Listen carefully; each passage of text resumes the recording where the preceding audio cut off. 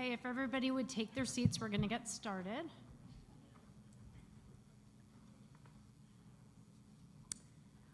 Good afternoon, everyone, and welcome to the 2018 Tube Feeding Workshop. For those of you who I haven't met yet, my name is Joy McVeigh-Hugic, and I am an enteral nutrition consumer. I've been on home enteral nutrition therapy since 2010, and before that I was on home parenteral nutrition therapy. And I'm on the Oley Board of Trustees, and I'm also an Oley Ambassador. And I really look forward to meeting you all after this session if we haven't met yet. I see some new faces as well as some people I've known for several years now. It's good to see many of you, and whether you've been on nutrition support for 5 months or 25 years, I hope that you'll learn something new today that you may not have known before. I'd like to thank Chris Nader and Nestle Health Science, Chris is in the back, for partially sponsoring today's event.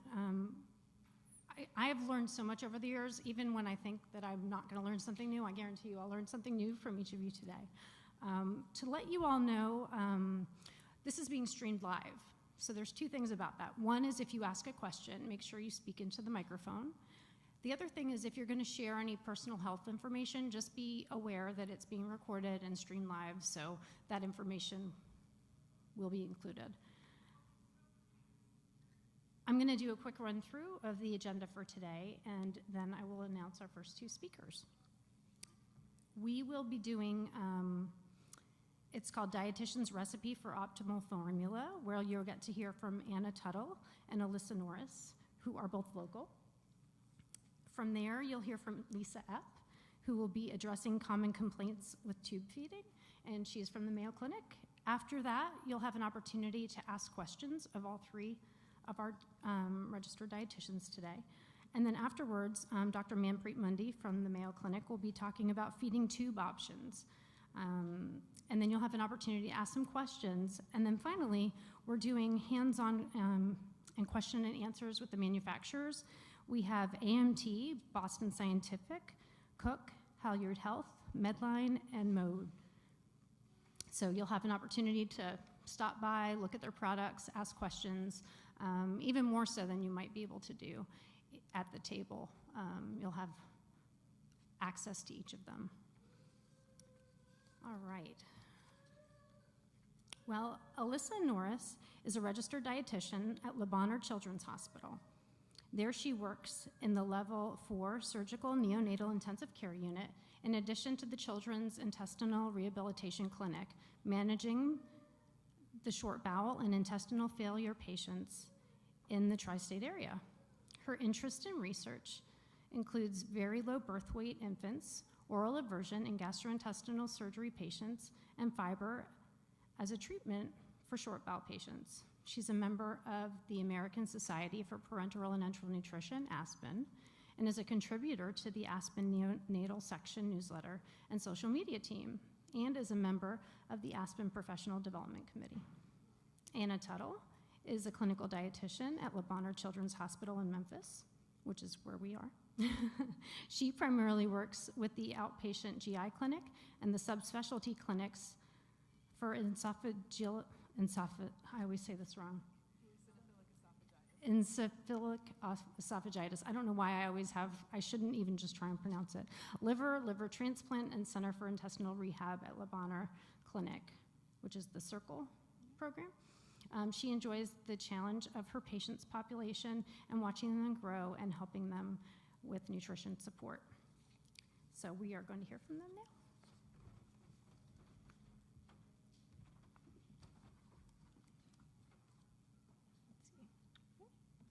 Thank you for that kind introduction.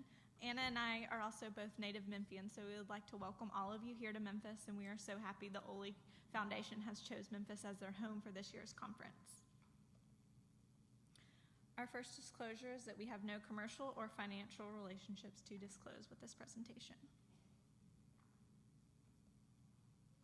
Today, Anna and I will be reviewing considerations for our formula recommendations. We plan to review infant, pediatric, adolescent, and adult formula options, and also discuss how we can individualize these recipes for our patients.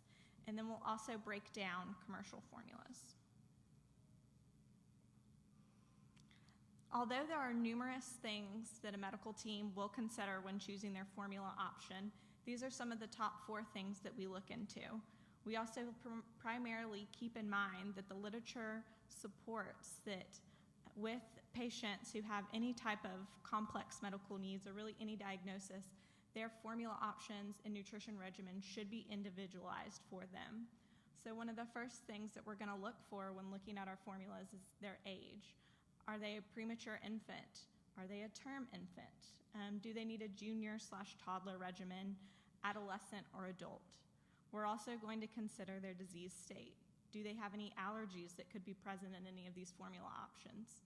Do they have short bowel syndrome, any congenital heart defects, renal impairment, and many more disease states that can determine what type of formula would be best for them? Also, coverage is something that you may also run into and be very familiar with. What is the insurance company going to provide?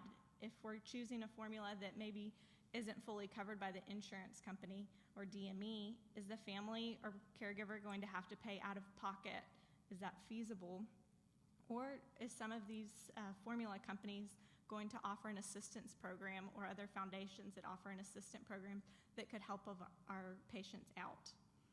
And then a big also consideration is the calorie concentration. How are we going to mix it to individualize a best recipe for this patient? Also, are we going to be using powder versus liquid? And then also there's a lot of different modulars that I'll get into that we can also add to make sure that we're choosing the optimal formula for our patient. So I'll first talk about some infant formula options. There are dozens and dozens of infant formulas out there. But as you'll see in this chart, we are looking at some of the 4 biggest companies, which is Abbott, Mead Johnson, Nestle, and Nutricia. And you'll see at first we look at our standard formulas. So these are going to be your term formula options. Similac Pro Advance and Enfamil Neuro Pro Infant. And then also too, those companies have premature options. So our Similac Neosure and our Enfamil Infacare. And those premature options differ from the advanced and the infant because they're designed to meet the premature infant needs. So they're going to be higher in protein, calcium, and phos primarily for those babies who missed out on the 3rd trimester. Then we can look at our low lactose formulas. So Similac Sensitive, Enfamil Gentilese, Gerber Good Start Soothe. These are all going to have a little bit lower lactose than our standard formulas that may be for babies who it's a little bit fussy or not as well accepted on the stomach. Then we have our partially hydrolyzed formulas. So that's where our proteins are going to be a little bit more broken down and easier to absorb. Now these partially hydrolyzed formulas are not to be used for allergic diseases, and those options are Similac Total Comfort and Gerber Good Start. Now the hydrolyzed and elemental formula options, those are going to be more broken down again than our standard and all the ones above that. So we've got our Similac Alimentum, our Progestamil, and our Nutramigen. And those are also going to have a higher ratio with medium-chain triglycerides and long-chain triglycerides as well that can help aid in absorption of these nutrients. So our elemental options are Elecare Infant, Alphamino Infant, and Neocate Infant. And these are going to be ones that are completely broken down and ready to absorb. Y'all may be most familiar with these in our short bowel and intestinal failure populations, as well as those who have eosinophilic esophagitis or other allergic diseases as well. And their carb source is usually going to be corn or sucrose. So also too, with these formulas, infant-based, the premature infants come 22 calories per ounce, and then your standard term formulas, as well as the Elecare, Neocate, Alphamino, all come 19 to 20 calories per ounce. And we say that's how they come. That's how the ready-to-feed versions are available. And then also if you mix per the instructions on the back of the can. These can be changed, though, with input from your medical team for a variety of reasons. If we're looking to optimize growth, if we're fluid restricting, if we're worried about malabsorption and need to provide extra calories, you can mix these differently with advice from the medical team, but there's also other modulars that we can add to the feeding regimen to really personalize it based on how the patient is doing and what they're able to absorb and grow off of and tolerate. When we do change the way that we're mixing it, more powder versus water, that can change the osmotic load. And what that means is that if we're having a higher osmotic load, the ingredients are going to be pulling water into the stomach and can cause high output or diarrhea, which is something that we would love to avoid so that our patients can thrive and grow. And so with fat modulars, it won't change the osmotic load, so those might be commonly used. Some of the options for that are canola oil, soybean oil, corn oil, and corn syrup. Those are more readily available to our families and you can grab at the store. MCT oil, microlipid, liquigen, liquid protein, promote liquid protein, and Benecalorie are options that are usually going to be still readily available for order provided through insurance, but also some options if we're looking to add some fat or protein modulars to our recipe. We also have an option of powdered modulars. So that's going to be some of your fibers, your protein again, cornstarch, duocal, non-fat dry milk readily available, polycal, soul carb, or rice cereals occasionally used. And again, these charts just look at how much we would need to add and how many calories or protein that we can get from these added modulars. And I'm going to pass it over to my colleague, Anna Tuttle. Thank you very much. So I'll be talking about some of the formulas we use for our pediatric population. So that's 1 to 10 years of age. And Alyssa already did a great job about talking about the differences in the standard, hydrolyzed, and elemental. But for our standard ones that we use Pediasure or Pediasure Enteral. There's also an Infragrow that has the toddler transitions that can help to transition to out of the infant formula. Also Boost Kid Essentials and Nutrin Junior. And these are some that can be used as your sole source of nutrition, or sometimes we'll use them as supplemental nutrition as well. And then we have some increased calories also for the Pediasure 1.5 and the Boost Kid Essentials 1.5. So that's something that we might use in the patients who can't handle a high volume of fluid. So we can use that with them as well. So that's a good option. There are also the hydrolyzed protein or the hydrolyzed formula. So those proteins are a little bit broken down to help with absorption, and that's the Pediasure peptide that comes in the standard concentration, and also the 1.5. Nutramigen toddler is also available, and Peptamen Junior for the 1.0 and 1.5. And we use these a lot in our short bowel populations, as well as with some of like the liver transplant children I work with. We use a lot of these products because it's broken down a little bit, so it really can help with that absorption, so I can see some good growth with these patients. For the elemental formula, we have the Elecare Junior, Pure Amino Toddler, Vivonex, Alpha Amino Junior, and Neocate Junior, Neocate Splash. And as Alyssa mentioned, we use these a lot with our short bowel patients since they're amino acids. They're already broken down into that amino acid form, so that really helps with the absorption when they're missing some of their intestines. And the Neocate Splash is now nutritionally complete, so that can also help with some of those patients who don't want more of the milky formula that's available.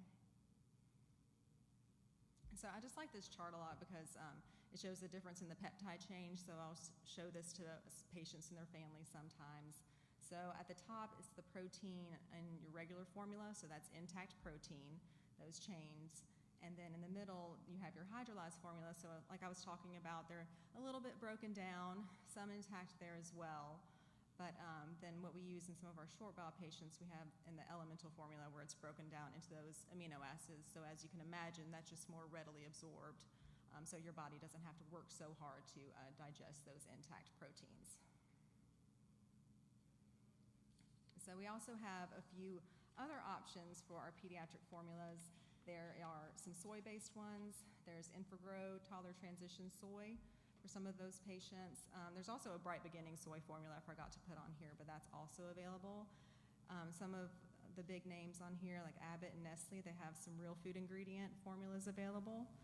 There's Pediasure Harvest and complete pediatric and complete reduced calorie.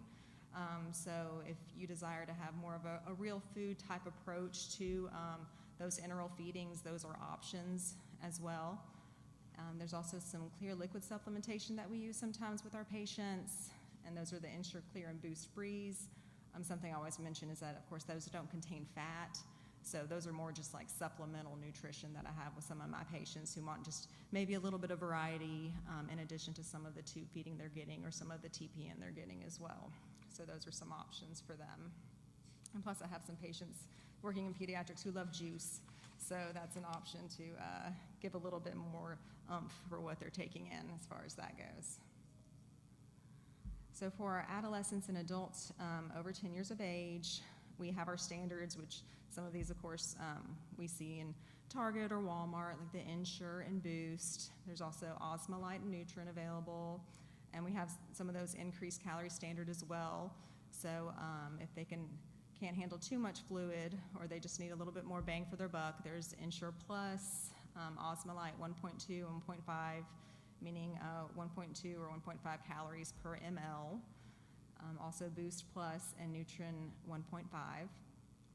And for the hydrolyzed options, we have the Pediasure Peptide, the 1.0 and 1.5, and there's also Vital Peptide, which is more for ages 14 to 18. It's kind of a transition to their Vital product that they have available.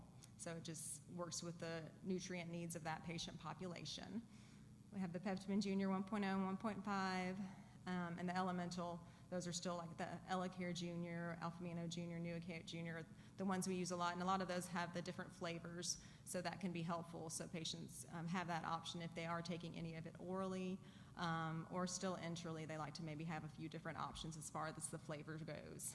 And a great thing about those two, as Alyssa mentioned, we can kind of tweak the calories per ml for that. So if they need to be at a lower caloric concentration, we can do that and provide them with those recipes for that. Or if they need to be at a higher concentration, we can do that as well, just depending on their history of tolerance and what kind of medical states they have.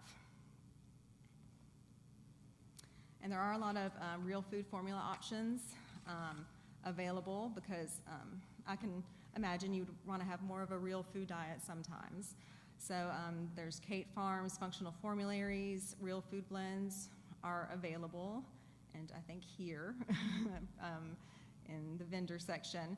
So Kate Farms, they have their standard formula. There's also the peptide base for those patients who need more of a hydrolyzed formula, and now I see that they do have a pediatric. I believe they have a 1.5 and a 1.2. I don't know if it's readily available yet. I think that's kind of a newer product. So they have ingredients include like rice and pea protein, brown rice solids.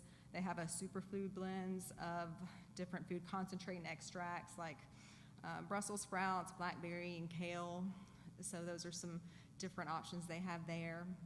And then Functional Formularies has the Liquid Hope for the adult population and the Nourish for the pediatric population. So it has a lower caloric concentration than Nourish does, and a little bit less of the macronutrients like the protein and fat, just to accommodate the pediatric population. And so they have ingredients like I commonly eat, like garbanzo beans, peas, rice, quinoa, broccoli, sweet potato. So that's just kind of a good variety for people to have as part of their tube feeding regimen.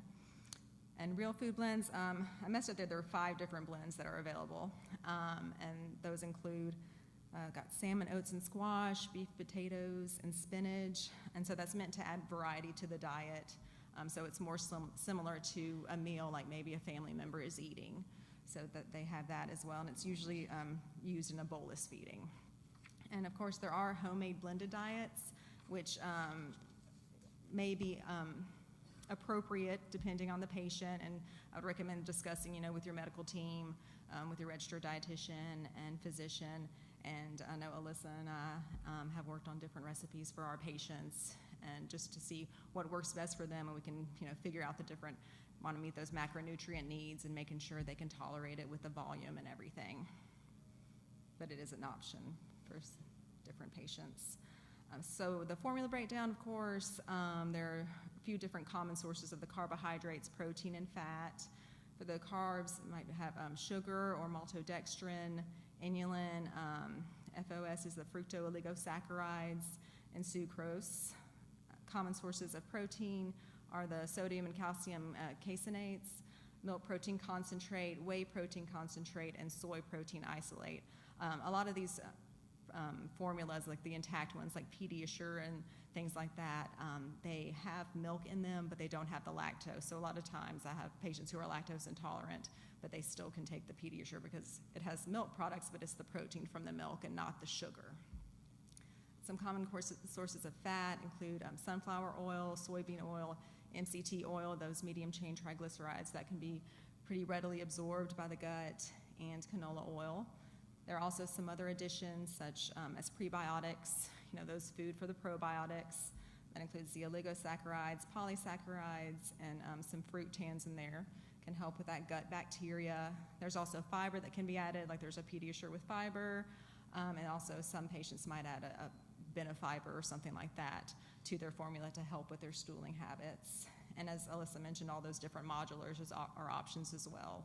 So we might have a formula that we're using, like an elemental formula, and we might add some certain oils or something else to help increase the calories so we don't have that high osmotic load like Alyssa was discussing.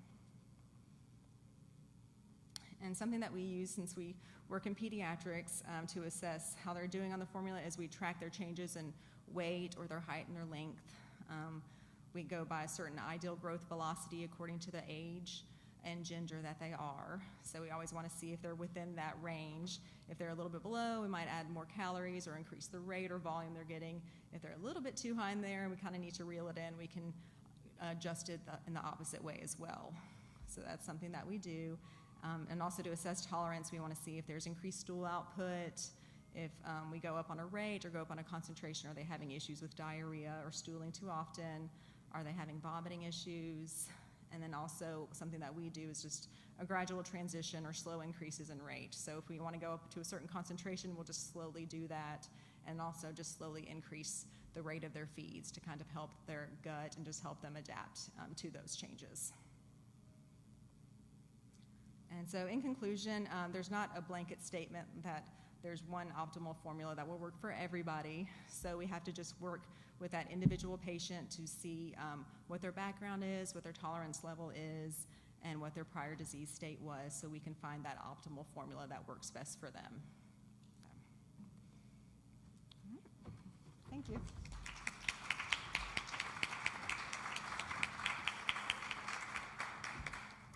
Thank you, Alyssa and Anna.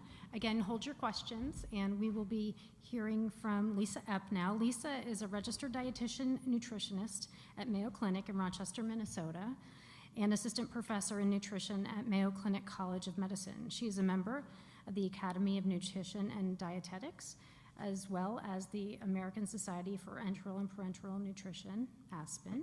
She enjoys speaking at state and national organizations such as ASPEN's Nutrition Science and Practice Conference, the Academy of Nutrition and Dietetics Food and Nutrition Conference, and the Oley Foundation.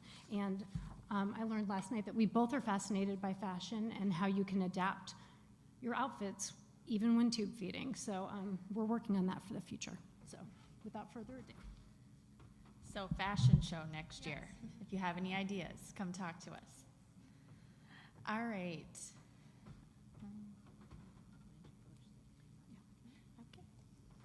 Okay, I have 3 financial disclosures here, but I will be using just evidence-based practice guidelines today. So I thought you might be interested to know how many people out there are on home enteral nutrition.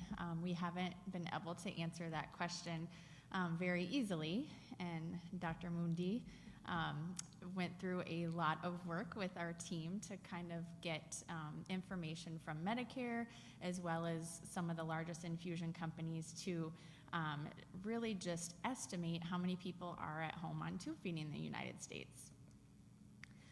So over 400,000 is the number that we came up with. And we know that that's probably an underestimate because we know that a lot of consumers are not using a supply company or an infusion company to get their home enteral nutrition supplies. And so the population's a little bit harder to capture. One thing, though, that I think you would find very interesting is that Medicare spent almost $600 million on home enteral and home parenteral nutrition in 2014. And so really looking at the management of specifically the population we're talking about today, home enteral nutrition, is very decentralized. And you might find this in your own community, is that Medicare and the infusion providers are estimating that one physician is managing about 1.5 patients on home enteral nutrition. So that makes it harder, to find those resources and people to connect with, maybe in your local community, which is what is great about coming to a conference like this. And just to give you a little bit of perspective here, so last year we managed 2,000 patients on home enteral nutrition.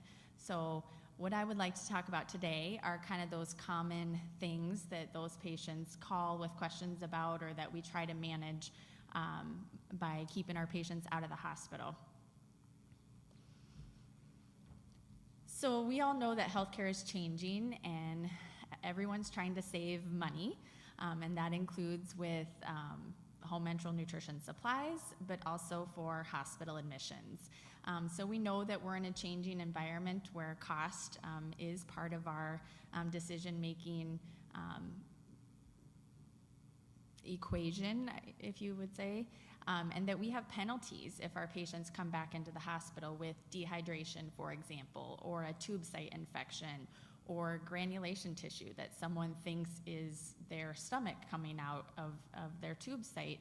And those are the kinds of things that we want to teach people to manage so they aren't coming into the hospital to get care for those things. Blenderized tube feeding is another change in the management of home enteral nutrition, which may be complicating managing patients, especially for that physician is only managing 1 or 2 patients, may not be able to provide as much resources. Internet and support groups are changing the way we look at managing our patients as well, and really are helping clinicians to reach patients with similar situations. So it's hard to estimate the complications that happen with home enteral nutrition, but it's been estimated that between 5 and 30% of people who have tubes get infections. It's hard to estimate other complications like tube clogging or formula intolerance, but what we do know is that having a team of people that you can go to help you manage these can decrease complications by about 20%. So that's how I get paid. So I want to review, like I said, some of the top complications that our patients have, and kind of how we help them manage those, and hopefully you'll find some things here that can help you or your loved one. So we're going to talk about dehydration, diarrhea and constipation, weight concerns, and I'm not really going to go into formula options, but just kind of a statement about formulas. So this is going to be kind of an interactive case report. So I'm going to ask you to raise your hand and answer some questions here. So first case report, 4-year-old with cerebral palsy, has a G-tube and struggling with constipation. Tube feeding is 100 milliliters of Pediasure 1.5, 6 times a day, with a 10 milliliter water flush after the feeding. So the feeding is providing about 530 milliliters of water, and we estimate the fluid needs to be a little over a liter of water. What do you think might be a concern here?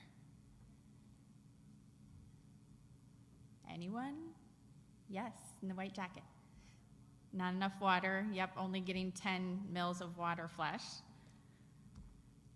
So a solution may be, because I would assume that doing, a small bolus of a 1.5 concentrated formula, probably that they can't tolerate a lot of volume at one time. So a solution might be to do water overnight or something like Pedialyte overnight to meet hydration needs. So some things about dehydration. causes dry skin, can cause headaches, just general fatigue, also can worsen constipation.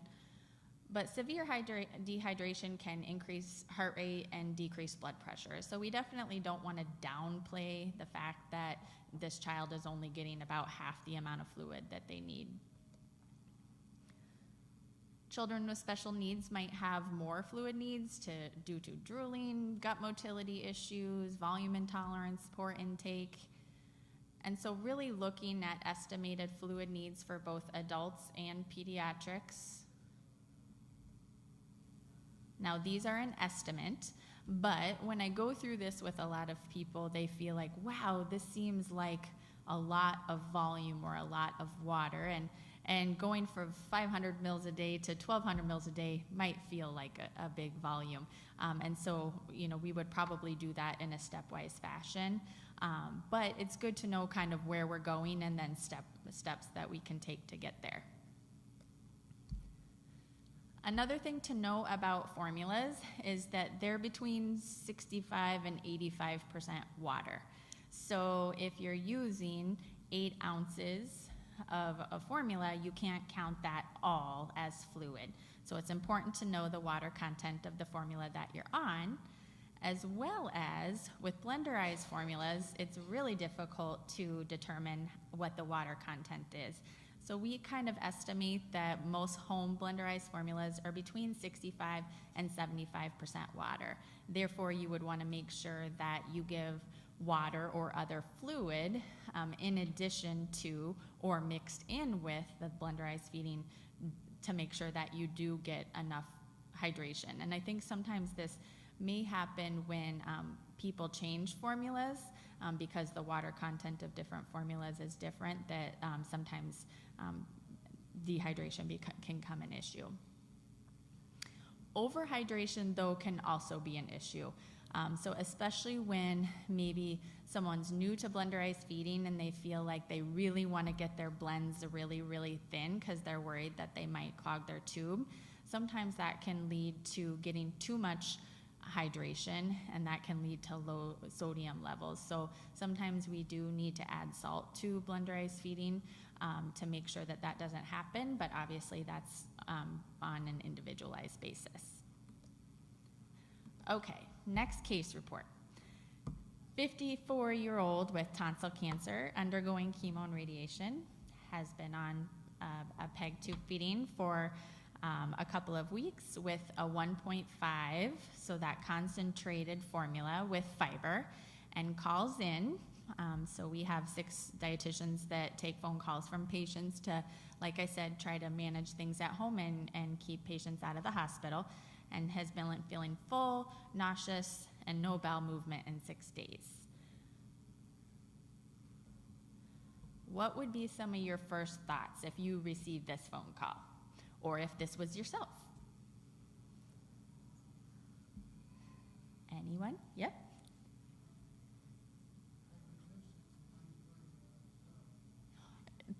Not using such a calorie concentrated formula. Okay, so more fluid would come with that, definitely. Any other thoughts? Constipation.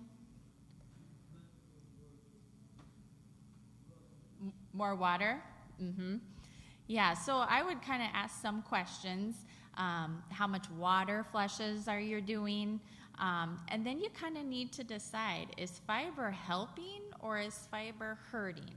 And fiber can be tricky. Fiber can help with constipation, but it also can cause constipation if you're not getting enough fluids. So sometimes we might need to think about that.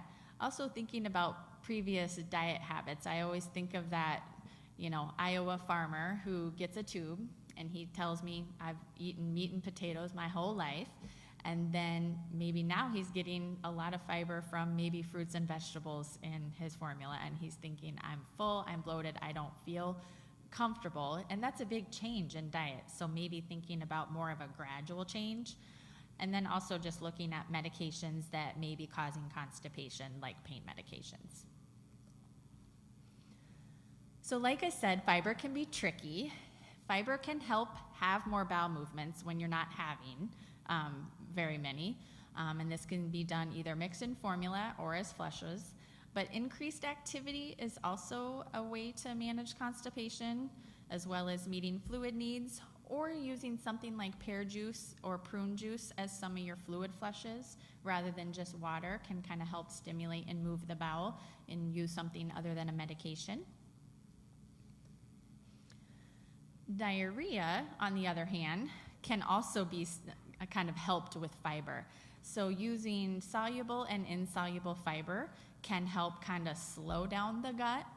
However, Aspen, which we've mentioned a couple times, doesn't recommend using fiber if your gut doesn't move very well, or if you're at risk for having kind of a, I don't know how to explain it, bowel ischemia, like your bowel doesn't work anymore. But fiber can be used for persistent diarrhea. Something that may be more beneficial than fiber, and we don't know this yet, but it's being studied in a lot of areas of healthcare, is using prebiotics to help grow that good bacteria in our gut. So using something like kefir as a flush through the tube or mixed in formula might be a way to start to add that good bacteria back into your gut to help kind of manage bowel movements long term without having to use different powders and formulas and things like that. Maybe just building that good bacteria back there would help. My co-presenters kind of already mentioned about some modulars, but just a few other modulars that are out there that can help with diarrhea. Nana Flakes is kind of like a dehydrated banana that can be mixed up with a water flush, and that kind of thickens stool. That can be used in both a hospital setting and at home. But also things that could be used would be stool thickening foods like applesauce or bananas or rice cereal. That could be used as just a bolus or part of a feeding that would thicken stool. Another thing that we do ask people when they call in and say they have diarrhea is just making sure that the formula that they're giving is not cold, because cold formula can cause diarrhea, as well as just double checking those food safety things with hang times, making sure that food isn't sitting out for too long. So for a home blended diet, we would recommend no more than 2 hours, and then manufacturer hang times of formulas range from anywhere from 8 to 12 hours. So if someone called me from Hawaii once they got home to their beautiful state, and I'm freezing in Minnesota, and they tell me that they have diarrhea, I might ask them, do you keep your formula outside, out at room temperature for 24 hours? And especially if they're on continuous feeds, and that would be something that maybe would be a reason why they're having diarrhea. And then lastly, if feeding is going too fast, if the intestines just can't absorb that quickly, then we might have them slow down the rate. Okay, so this might be a little bit opposite of what you're used to thinking, but when we look at kind of our country as a whole, I think it's important to kind of look at this case report. So 30-year-old history of gastroparesis, has a weight loss of 15% in the last 3 months. Body mass index is now 32, and if you don't know about body mass index, which I'm sure you do, that is kind of in the obese category. But they got a jejunal feeding tube and started on enteral feeding, and her husband calls in and says, she's not gaining weight, she still looks so thin, can we have more calories? So how would you answer that question, or what would be some of the things you might think about when it comes to that? And Lisa has a microphone, so raise your hand if you're going to answer. I know, exactly. Okay, well, some of the things that you may not think about is, and these are things that are hard to talk about. Weight is uncomfortable to talk about, but 70% of Americans are overweight and 50% don't know it. So just because you're on tube feeding doesn't mean that we want to introduce other healthcare problems like the risk of diabetes or cancer or high blood pressure by overfeeding with tube feeding. So what we would like to do in a situation like this is discuss what is safe weight loss, and that would be about a 10% weight loss in 6 months. And then the goal would be to maintain that for a while, or have about a pound of weight loss per week, and making sure that they're getting a lower calorie but high amount of protein with their tube feeding. Just because, like I said, we don't want nutrition to be affected. We want protein, vitamins, and minerals to be adequate, but we also don't want to overfeed someone if they don't want to keep losing weight or gaining weight, and it may not be healthy for them. This would be an opportunity for us to help them in a little bit of weight loss. On the flip side, though, we definitely have patients that do need to gain weight and do need to grow. So the first thing we would say is we would want someone to be as active as possible to prevent muscle mass. And I think prevent muscle mass loss. And I think we're going to see a lot more about this just in hospitals that are starting to have bikes, stationary bikes put in rooms to help preserve muscle in hospitalized patients, and just looking at lean tissue and muscle tissue as kind of a predictor of a better quality of life. So it's not just about the nutrition, darn it, but there are ways that we can increase calories. So what would be some of those ways? So we mentioned a few of these before, but using additives like DuoCal or Benecalories, so either a powder or a liquid that could be mixed in something.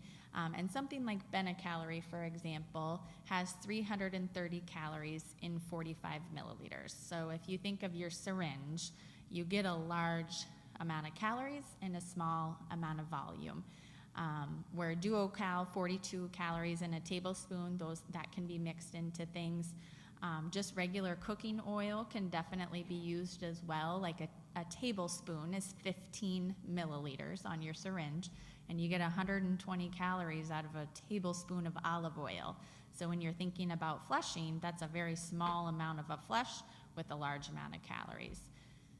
Mixing avocado and butter into a bolus feed, it would be another option, or cutting back on water flushes and using more flushes with fluids that have calories in them, like Powerade, Gatorade, juices, milk, lemonade, anything like that could be used as a fluid flush, and then just a small amount of water flush at the end to clean out the tube, rather than 120 mils of water or 8 ounces of water with the feeding. If you're trying to get in more calories, a way to do that could be replacing some of the water with calorie-containing fluids. So I think one thing that's important to note, and we kind of talked about that with the pediatric population, is nutrition needs change over time. And sometimes nutrition needs in kids continue to increase and increase and increase. And then unfortunately, as we age, our bodies get a little bit more efficient at using calories.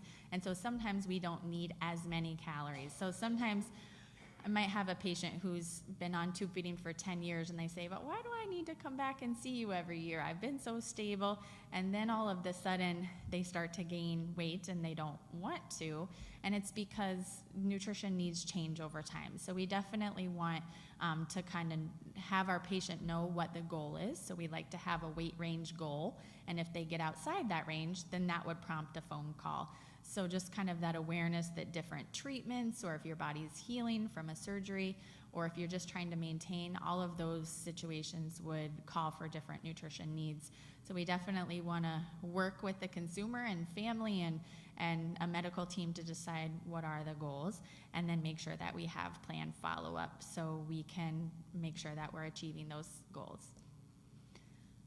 So we already talked about the formulas, but the reason why I put this slide here is because just because you start on one thing doesn't mean that's what you have to be on forever. Or just because something is working right now, it might in a year or two need to be changed. So what's great is there's literally over 100 formulas on the market. And if you took into account making homemade blenderized recipes, really the options are endless as to what formulas there could be. So don't get just discouraged if there's something that's not working. I feel like if you have a team of people that you can kind of rely upon, that there are options out there. So the last thing kind of I wanted to just take away is it's really easy to kind of say what worked for you or what worked for your mom or your son. But what we do try to do is provide the best evidence-based recommendations that we can, and then throw in a few things that we know just works for patients. And so sometimes I think as a consumer, it could maybe get confusing if you hear a lot of different things from a lot of different people.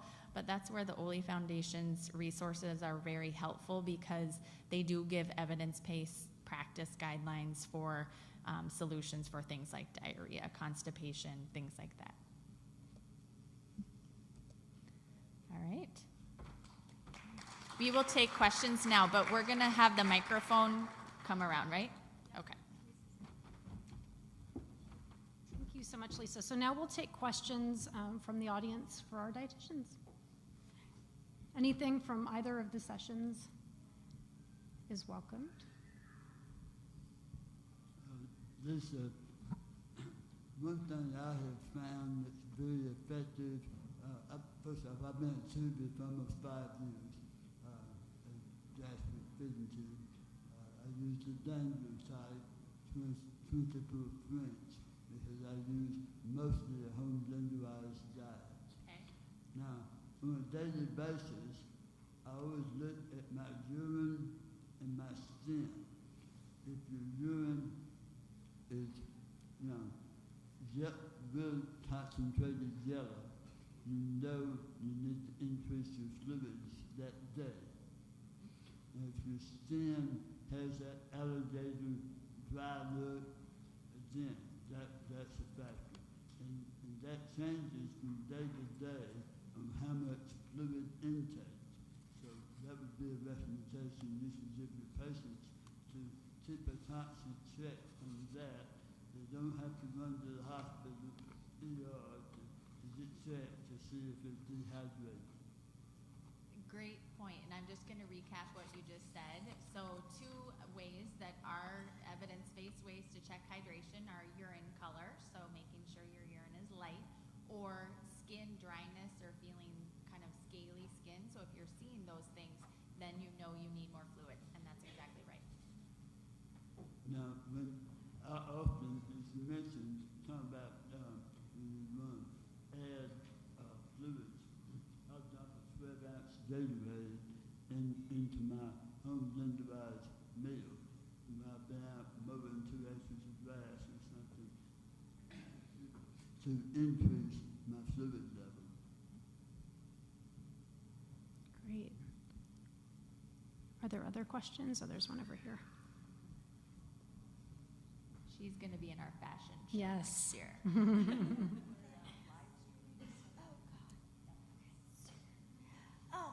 What is the difference between prebiotics and probiotics? I know what a probiotic is, sort of, but should I be using both? I don't do either, and I probably should, yes. Okay, I hope I can give this justice, but the way I think about it is I think of probiotics being the bacteria that are in our gut that we want to be there. But we need prebiotics, which are basically food for the bacteria, in order for them to have food to grow and to stay in our gut. So in order for the probiotics to work, you need prebiotics, which is fiber, like fruits and veggies and added fibers that can feed those things so they do stay in our gut. It's a great question. Okay, this is on the same line. You mentioned flushing the toothbrush.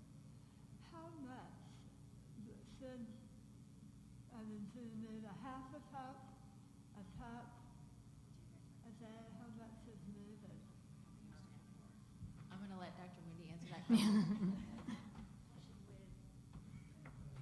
It's a great answer because honestly we don't know yet, but Dr. Martindale is probably leading the effort in kind of looking at home enteral nutrition and using kefir or other probiotics, and we're hoping to start a protocol soon as well.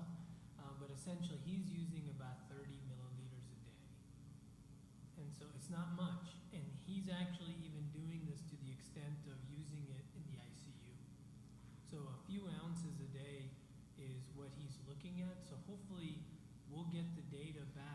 to what changes that produces in the stool.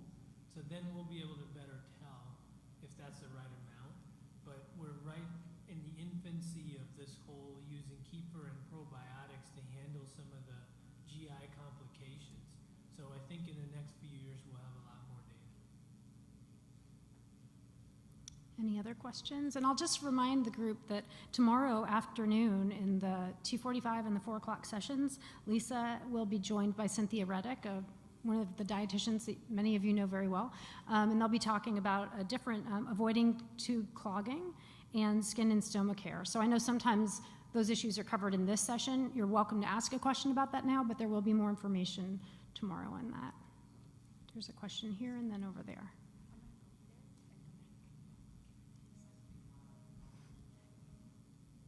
Because it's being live streamed?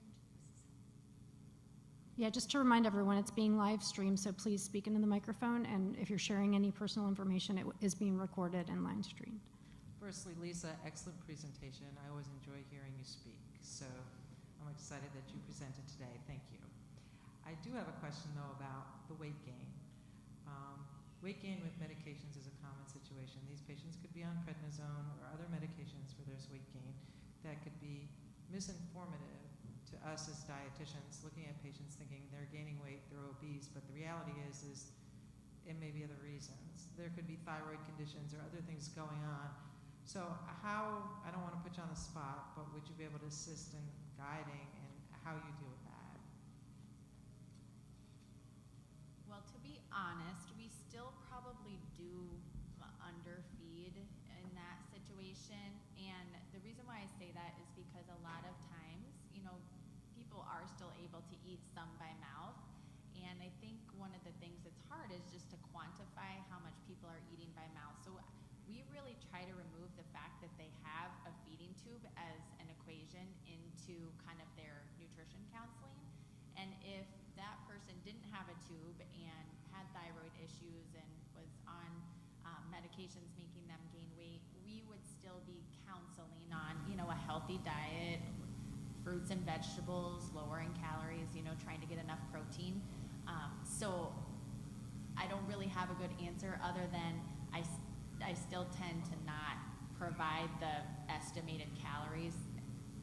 I probably still do underfeed. I don't know if you have anything else.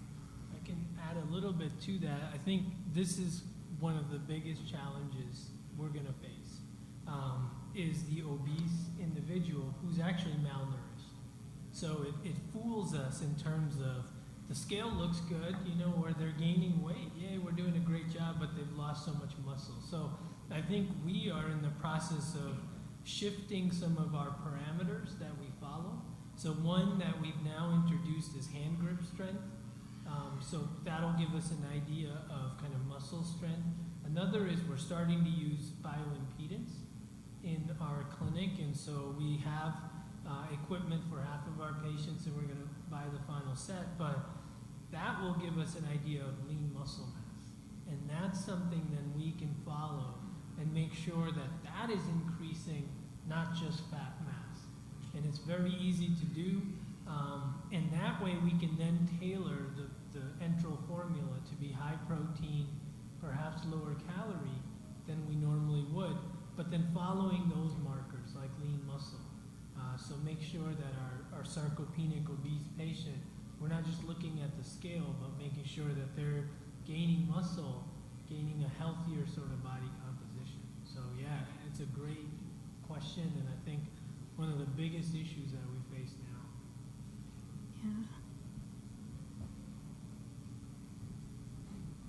Yeah. You mentioned several additives, like kefir, nanoflakes, durocal, and Benecal.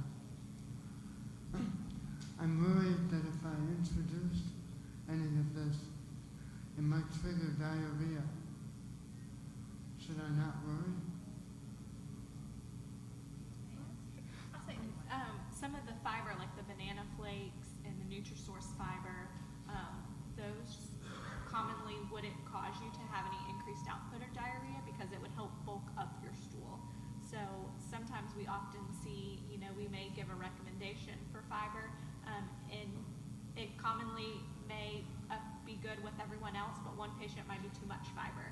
So as long as it's the right amount, it shouldn't cause any diarrhea. It may actually cause too much bulking, and you may see some constipation.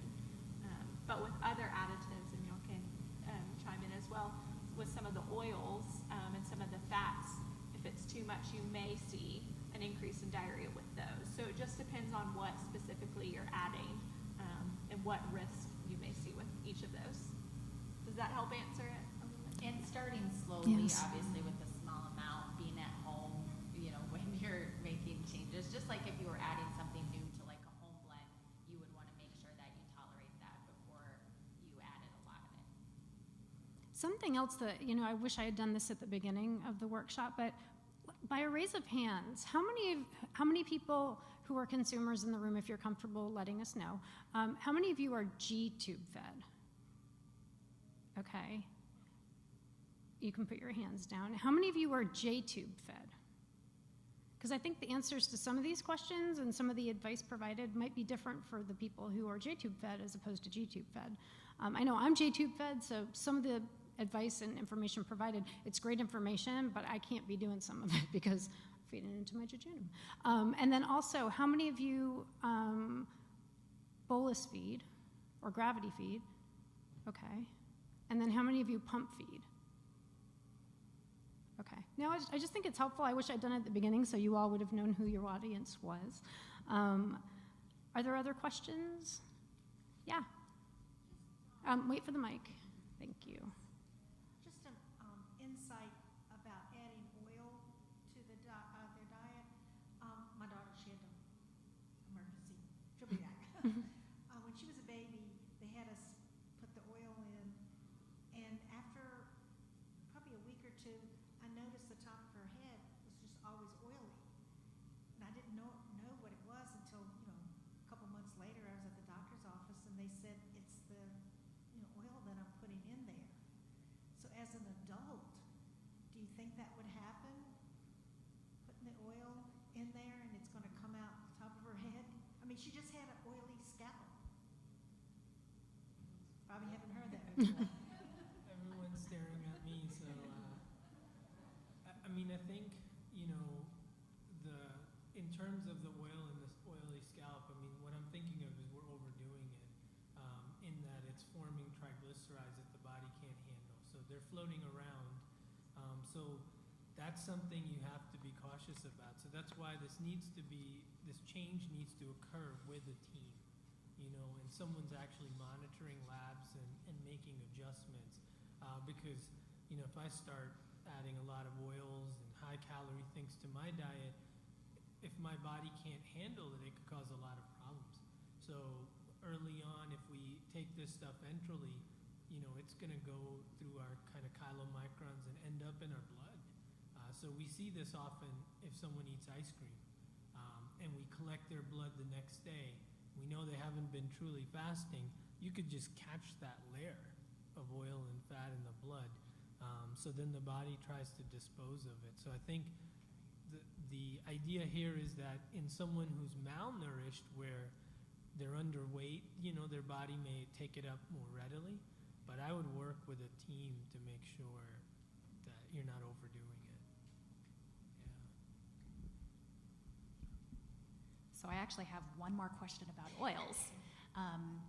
I had heard that, I'd never heard of oil as a flesh, but I had heard of oil as a supplement for a calorie boost. What is the difference between the various different kind of oils? I had heard that some of the S oils were preferred. So each of the oils they each kind of have their own combination. Essentially, they're all fat.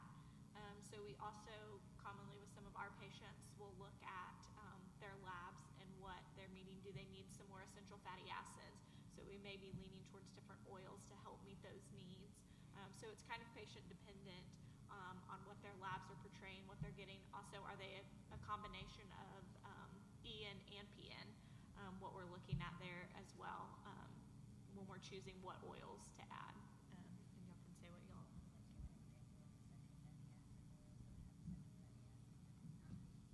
I'll keep talking.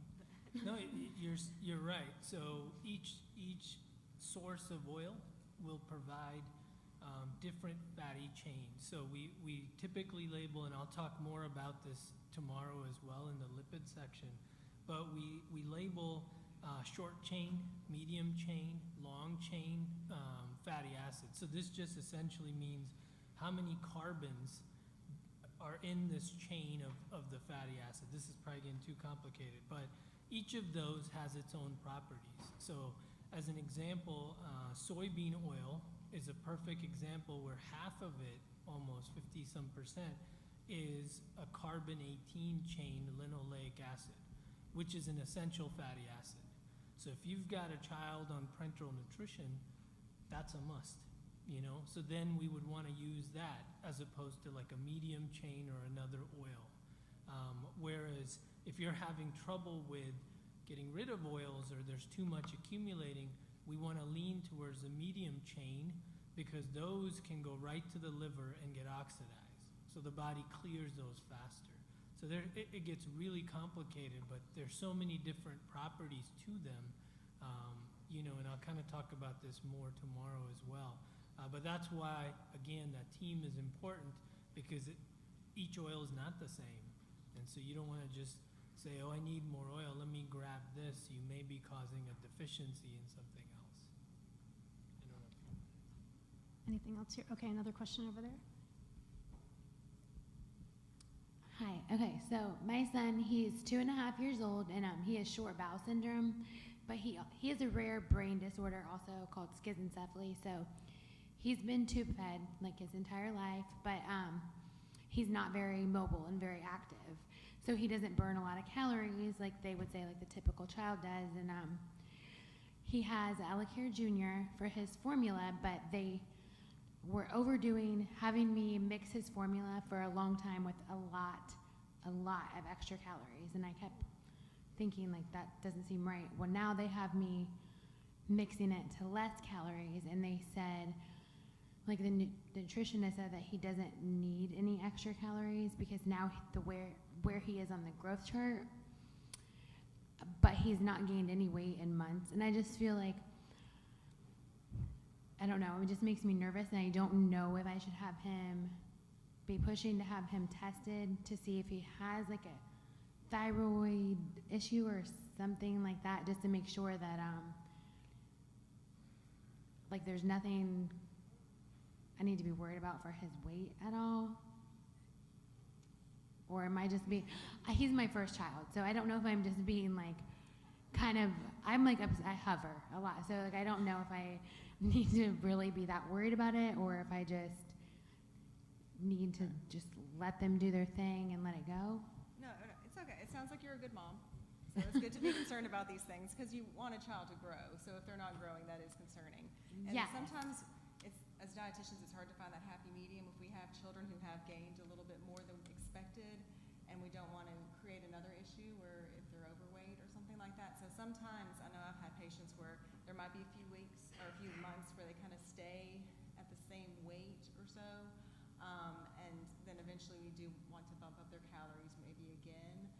If you're concerned about a thyroid condition or something like that, definitely voice that concern to your team or to your physician to see if you need to get them tested. But it sounds like he might, you know, if they're not very mobile, their calorie needs are, of course, a little bit different than a child who is mobile.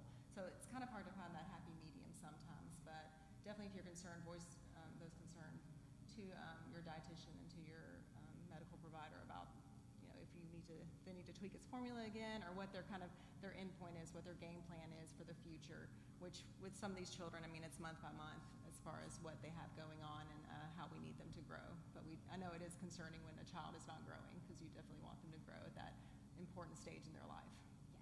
Yes. Okay. Kind of on the same lines of what he was saying about the adult population, though, about lean mass, do you know if they do like mid-upper arm circumference? Have they ever measured that on him?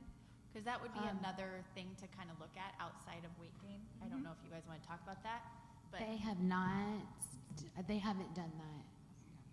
I feel like, so where he is on the growth chart, I just feel like they're relying on it too much, because he was going like straight up because he was having too many calories, but the where he is, like with his height and length, like his length, they'll say, oh, he is so tall, but then he's really short on the growth chart. So I just feel like it might not be exactly correct. I don't know. And that's something too we look at. Are they proportionate as well? Because we don't want, when we look at a weight, that could be different based on their length, especially if there's different types of other disease states going on that can affect their length as well as medications. So like you said too, mid-upper arm circumference is a great indicator as well when we're looking at a nutritional status. Okay. Thank you. You've got another question here and then over there. Yeah, right here. Thank you. Two things. One, a favor. When you guys speak, could you just speak into the mic so that we can hear clearly? Because when you do it from far away, we can't hear very well. Thank you. My question was, you had put up on the board about supplements to add in for calories, and I was wondering if those were by prescription. The DuoCal and the something Benny calorie product, are those prescription or can I buy those at a pharmacy? DuoCal and Benacalorie you can buy on Amazon. I know that. Not all pharmacies probably carry them, but if you ask your pharmacist to get them in, you don't need a prescription. But sometimes if you have a prescription, they would be covered by insurance. It just depends on your insurance. Okay, I know we had one back here. Are there downsides to those that they should consider? Are there downsides to those additives, those calorie sources? The question was, what are they made from and are there downsides? So I'd say to speak on the downsides, it just depends. You want to make sure that you discuss it with your medical team. That way that you're adding the appropriate amount and you're not going to run into other issues like we discussed, like with the added fats or risk of diarrhea or even dehydration on the other end. So it's not necessarily often a downside in the product, it's how it's used. So you just want to make sure that it's used appropriately and discussed with your medical team. And then the sources are basically oil and whey protein in the Benacalorie, and then corn carbohydrate in the DuoCal, right? Mm-hmm. Yeah. And just as with anything that you hear at this conference, definitely check with your doctor and your medical team before instituting any major changes. We have a question back here. Yes, I wish I had a medical team. I'm from a small town. My internist says, how's your head? Your heart sounds good. Any troubles with your tube? Okay, everything's fine. And that's the extent. At one point I had to gain 10 pounds, so we added 2 bottles of food a day. And I mean, I've never seen a dietitian. I have learned so much today, and I would guess that my situation is probably pretty normal. I imagine a lot of people are out there without a dietitian to talk to. And I really appreciate your knowledge base and the information you're sharing. I hope my doctor will be open and receptive when I go home to the information I've learned. I can't believe I waited 20 years to learn this, but thank you. Thanks. And I'll add a plug too. If you, I know in a small town it can be hard to find a dietitian, and if your medical doctors that you see aren't familiar with one, if you go to eatright.org, you can search and see if there's a dietitian registered in your area as well, that may not be associated with that team, but may still be able to see you or put you in connection with somebody. That's wonderful. Any other questions? This has been so informative. Thank you all. And we are going to hear from Dr. Manpreet Mundi. He is a graduate cum laude from the University of California, San Diego, With a double major in psychology and chemistry, he obtained a degree of medical doctor from the Keck School of Medicine at the University of Southern California. Dr. Mundi completed a residency program in internal medicine, followed by a fellowship in endocrinology at the Los Angeles County University of Southern California Medical Center. After completing the fellowship, Dr. Mundi joined the Mayo Clinic Division of Endocrinology as an NIH Training Grant Fellow in the Dr. Michael Jensen Lab with a research focus in fatty acid metabolism and obesity. Dr. Mundi subsequently joined the clinical staff at the Mayo Clinic as a consultant in the Division of Endocrinology and Nutrition Core Group. His clinical focus is on obesity and malnutrition with a special interest in home and inpatient nutrition support. Dr. Mundi is currently an associate professor of medicine and holds the leadership positions of Community Core Group Chair and Outpatient Nutrition Core Group Chair. He's also the medical director of the Home Enteral Nutrition Program and associate program director for the Home Parenteral and Enteral Nutrition Program. The HPEN program at the Mayo Clinic assists 700 to 1,800 patients per year in initiating IV nutrition and tube feeding, and typically follows 1,700 to 2,000 patients annually who receive nutrition support at home. With HPEN program, Dr. Mundi takes a very active role in research with the goal of continuing to improve the quality of home nutrition support. And Dr. Mundi is also on the Oley Foundation Board of Trustees. I've had the pleasure of working with him on the board for a little over a year, and we are so grateful to have you speaking with us today.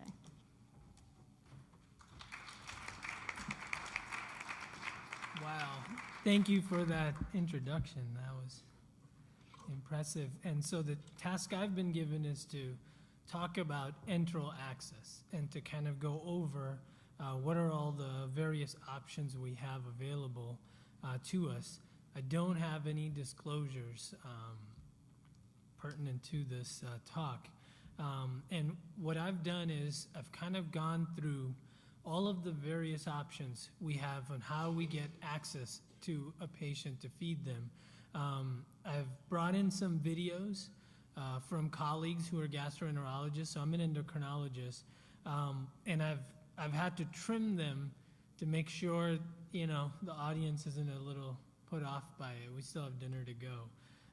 So, you know, bear with me, we'll see how they work. And then I want to transition into NFIT, which is, I think, one of the biggest changes that's taking place in home enteral nutrition. Go into some of the research we've done, some of the research the FDA has done, and then our hope is to have a few question and answer sessions and then really delve into some of the new tubes that are coming out. So with that, I'll get started. Essentially, this graph shows you in detail, and it's going to be hard for me to point. I can point here, but okay. I don't know if I can get that angle. I'll lean forward. It's okay. I'll just point to things. So essentially, when we're looking at enteral access, we're dealing with a situation where a patient is no longer able to eat safely. So in that case, and this could arise from a stroke, you know, where they're no longer able to protect their airway. In the adult population, we also see cancers such as head and neck cancer, esophageal cancer, or even stomach or beyond that, pancreas. So a lot of cancers start to cause obstructions. So because of this, patients can't eat, yet we need to provide them nutrition. We talked a lot about the microbiome. We talked about, you know, bacteria in our gut. So still the best way to provide nutrition, if possible, is through the gut.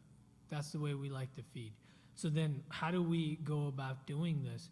One of the options, and this commonly happens in the ICU, critical care docs are very quick at doing this. In fact, within an hour of hitting the ICU, patient will have a nasal tube put in. And whether it's an oral gastric, so those are called OG. You may see that in medical records, but that just means through the mouth going to the stomach. So OG. Nasogastric is a more common option, and that essentially means going through the nose to the stomach. So those are two common ways we can get access. If the obstruction is beyond the stomach and we need to feed into the intestines, then we can do an NJ, or an ND. And the D part refers to the duodenum, as you can see right there. That's that first part of the intestine right after the stomach. The J refers to the jejunum, which is the second part of the intestines, and those come after the duodenum. So those are ways we can have access in the hospital to feed the patient. If we're then starting to see that this individual is going to need nutritional support for longer, like many of you here, then we start to move ahead with percutaneous tubes. And those I've listed there a number of ways we can place those. So again, tubes could be placed in the stomach, and those are typically called percutaneous endoscopic gastrostomy, PEG. You'll hear that a lot, but that essentially means we went through the skin, not the nose or the mouth, and we did it with endoscopic guidance. So typically this is our gastroenterologist doing this. You can also hear the term surgical gastrostomy. That just means the surgeon did it, but if they needed to, they use laparoscopic technique. They go actually into the belly and make sure they're going into the right location. So that's another way it could be put in. And then interventional radiology can also place a tube into the stomach. And what they do is they look and use fluoroscopy. They're sort of x-rays to find the location where they are, and then put one in from the outside. And I'll show some videos that can kind of help with this. So those are all the various options we can have a tube into the stomach. If we need to, we can also then put in a PEG, which is either a direct PEG going right into the jejunum, into the small intestines. Many of you may have those. The other option is that we can do a PEG-J, a PEG tube, so into the stomach, and then put in a small extension through that to get to the intestines. So you can see by this diagram, there's so many different ways we have of accessing the different locations. Then these are just some diagrams of the tubes themselves. You can kind of see those up here as well later on after I'm done. The two main things I want to point out here are, one is the bumper end of it, and then the other tube, the one lower down, has a balloon at the end of it. So these are the two main things that you also want to keep in mind. So as you're reading your medical records and you're going to go see a new provider, it's very important to say, oh, I had a ex-French PEG tube with a bumper, because that sort of changes how they're removed, what else happens. So this is information that's very important for us. We can quickly understand what's going on the inside. The bumper tubes are what we and our GI colleagues place initially. So they will usually start with a bumper tube. The advantage of the bumper tubes is that, to me, they can stay in much longer. In fact, some of our patients, well over a year, they have the same bumper tube. This allows time for the tract to heal, and by that I mean in normal anatomy, the stomach is free floating. And so when we go ahead and place the tube, what we're doing is bringing up the stomach and joining it to the inside of the belly wall. That tract needs to heal. And we typically say we need about 4 to 6 weeks. We are on the cautious side and say aim for 6 to 8 weeks. That way we know for sure. Some people will heal much quickly, so in like 2 weeks. Others will take longer. But the reason we want that tract to heal is that if the tube falls out or is removed, once it's healed, the stomach tends to stick to that abdominal wall. So this allows us to then be a little bit more comfortable if a tube has fallen out, that we don't have the stomach fall off and now you're leaking into the belly wall. So once the tube has been removed, then we usually go ahead and put in the balloon tube, because the advantage with the balloon tube is that even though they typically don't last longer than 3 months, you can replace them yourself. And many of our patients who've been taught to do this can either replace their child's tube at home or their own. So we're essentially just shipping out the tube to them They check on them and they replace them themselves. Okay, so a little bit about how these are placed. So again, bear with me. I'm sure most of you can handle this, I guess. But essentially, the key to placing these is the first picture with the landmarks that are defined. It's actually not my picture, just in case anyone was wondering. But what you're first defining is essentially the rib cage, the coastal margin. That's very important to identify, and I'll show you some slides of where things could go wrong. Then, once that location has been identified and we know where we want to go in, we usually use a very small needle, very thin needle, often a spinal needle. This is like what you may have seen with epidurals and things like that, to go in and make sure we're in the correct location. This is very important. As you can see here, what I'm showing you there is a CT scan with a tube going through the liver. So that's the issue with knowing, your landmarks and kind of identifying all of those correctly. If we go too high, again, the liver sort of comes across the belly, and that's an error that can happen. So we just want to be careful of that. So once we've identified that we're in the right location, the needle can be visualized then inside the stomach. So we have someone with an endoscope that's manning the endoscope. Someone from the outside is going in with the needle, and once we see that it's in the right location, then we can pass a wire. And I'll show you a video here. It's working. So you can see what happened there. So the endoscope is on the inside, that little picture, and that's essentially grabbing the needle with a snare. And now they're able to pass a wire through that and then capture the wire with the snare. And that's the key to these placements, because once you've got this wire in place, now you can then guide the tube onto it. So that's the hardest part, is making sure you've got your landmarks correctly identified, and then initially putting in that needle into the right location, and then passing a wire through that and capturing it. Once you've done that, a lot of the work is actually done. So then that wire, as you can see here, is then pulled back out of the mouth.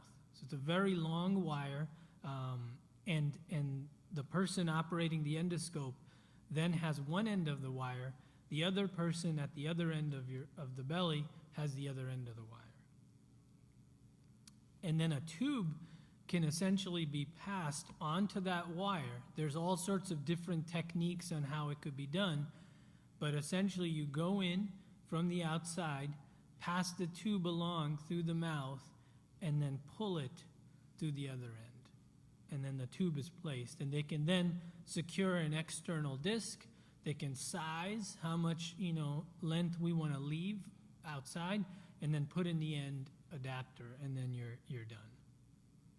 So you can see here that we make a loop over the wire with that guide wire, and then essentially tighten that, lubricate the tube, and then just pull it right through the mouth. And this is it being pulled into the mouth along the wire, and then being pulled out the other end. So you can see it takes two people, and that's the placement of the G-tube.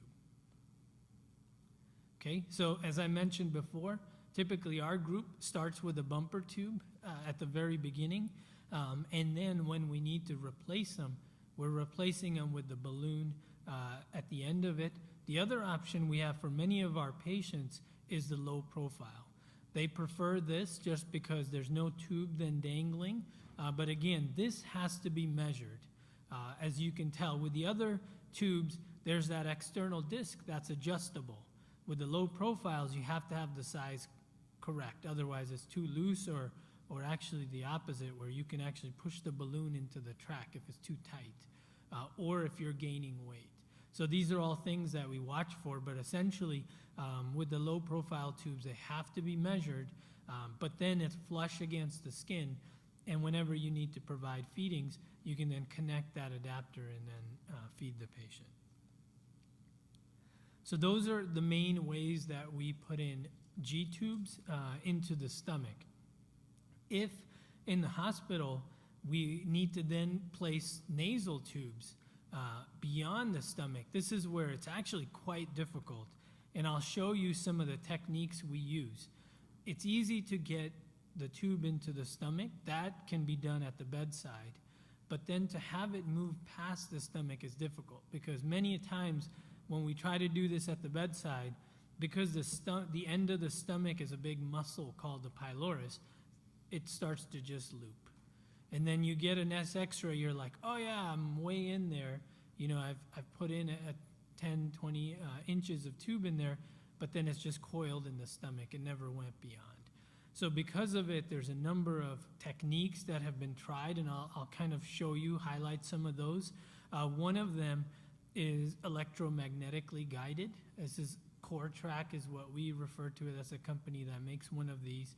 But essentially, there's a sensor, you can see that at the blue part of it, that gets placed on the patient's abdomen, and then the tube has a tip that can be sensed by this sensor, showing us where the location is. And even though this is probably small, but the graphs there are an ideal graph showing you the loop of the stomach, and then almost like a backwards C going through the duodenum, showing you that it's in the correct location. And, you know, this is very important because in patients who can't tolerate stomach feeds in the hospital, there's often, and on average in this trial, it was 22 hours. We sometimes encounter days before we're able to feed a patient if we're not able to do it in the stomach. You often have to wait for our GI colleagues to advance it, or our interventional radiology colleagues. So devices like this can cut that down to a few hours, which is huge because we don't want the patients to fall behind. Some of the other techniques that have been tried, and I just met someone who is developing ultrasound guided technique as well. So that there's more to come for that. Another technique is to have almost like a little endoscope, but have the tip there illuminate so you can see those pictures. They can guide the individual pushing in the tube to let them know that it is in fact in the jejunum and beyond the stomach. So that's one technique. Others that have been tried but actually didn't work, I think this was called like the tiger tube. But this one, what they did was they serrated the edges a bit. Oh yeah, I put tiger tube there. So they serrated the edges a bit, and what the thought was that you could put this into the stomach. That's the same look I had as well. But you know, and it would self-advance, and it did that. It worked to some extent, but the difficult part was then pulling it back out. You know, that posed, ouch. Other techniques have been tried. I don't want to go too much into this. Magnetic guided, self-propelled coil shape. So lots of different things have been tried. In our experience, still, the CoreTrack system works quite well, and even some of our ICU nurses can just do that on their own. But if we truly want, so with all of those other options, we can get past the stomach. But if we truly, truly want to make sure that the tip of the tube is in the jejunum, then we really need our gastroenterology colleagues to come in with an endoscope and verify that it's in the right location. And there's a number of techniques that could be used, but again, the guide wire is used. So one technique is to take the guide wire with the endoscope, make sure it's in the right location, pull back out on the endoscope, leave the guide wire there, and then just pass the tube, and re-verify that it's in the right location. Another technique is, well, if the patient has a nasal gastric tube in place, or you've gotten the tube up to the stomach, the endoscopist can then pull that tube along and then leave it in the jejunum. once they get there. So lots of different ways for us to get access in that regard. Another way, and I kind of bring that up here, is the PEG-PEG. So this is often arises in a situation where a patient has had a PEG and then they no longer tolerate it, so we have to feed beyond that. So we can go in with a tube, a J extension, a jejunal extension, through that same opening, and then put in a tube into the jejunum.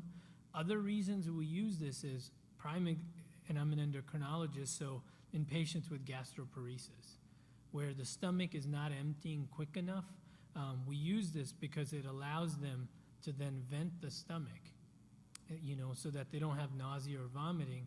They can actually vent the stomach contents and then feed into the jejunum. And again, here's a sample of that tube. So this is a PEG with a J extension with a bumper at the end of it. So you can see that there.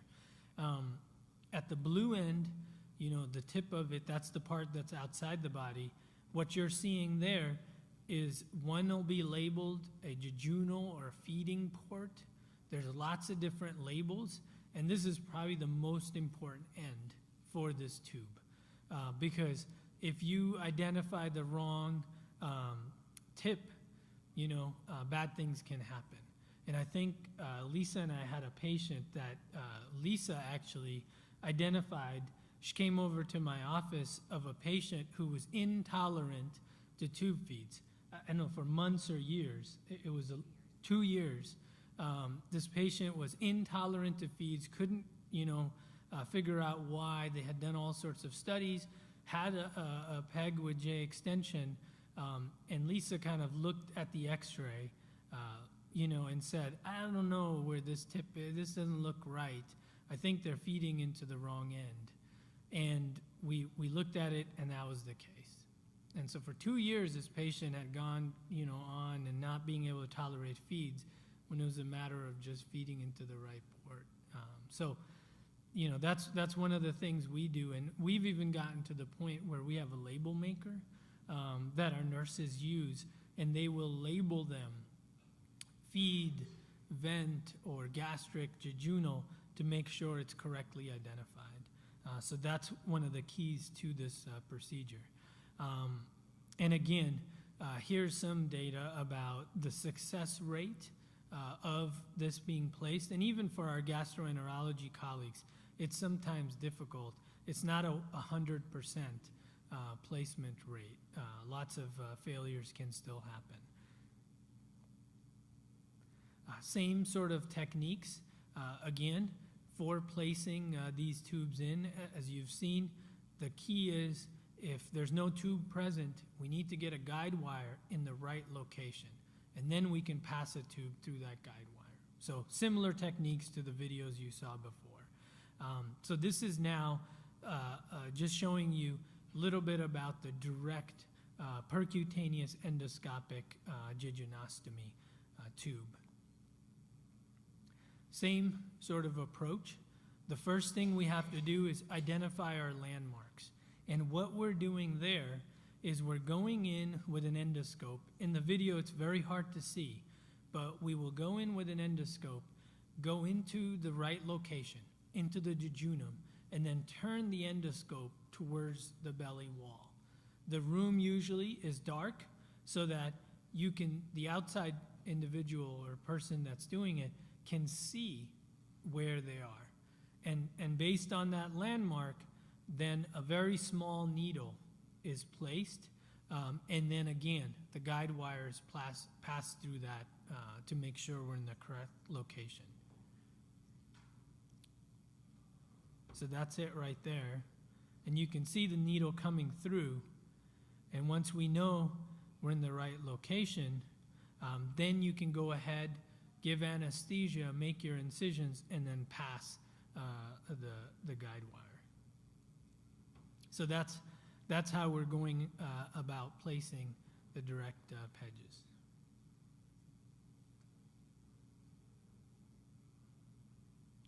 And here's the second catheter.